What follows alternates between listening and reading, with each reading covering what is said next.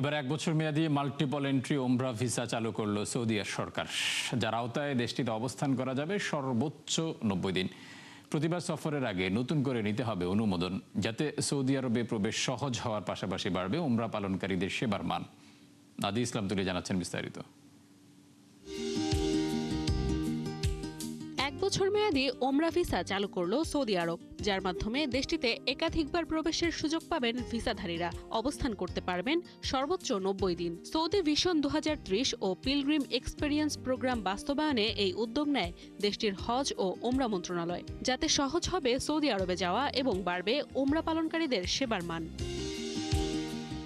তবে প্রতিবার সফরের জন্য অনলাইন প্ল্যাটফর্ম নুসুকের মাধ্যমে অনুমোদিত প্রতিষ্ঠানের কাছ থেকে সেবা প্যাকেজ কিনতে হবে, যার মেয়াদ অবশ্যই ভিসার অবশিষ্ট বৈধ মেয়াদের সময়সীমার চেয়ে বেশি হতে পারবে না। প্রয়োজন হবে দেশটিতে পৌঁছানোর আগে নুসুক অ্যাপ্লিকেশনের মাধ্যমে ওমরা পারমিট।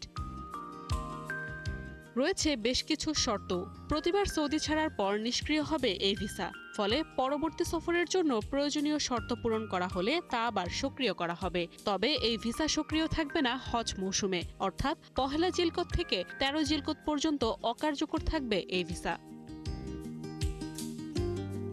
বিশ্লেষকদের ধারণা, ওমরা পালনকারীদের পুরো যাত্রাপথে ডিজিটাল ও কার্যকরী সেবার সমন্বয় সফরের অভিজ্ঞতাকে আরও উন্নত করতে সহায়তা করবে।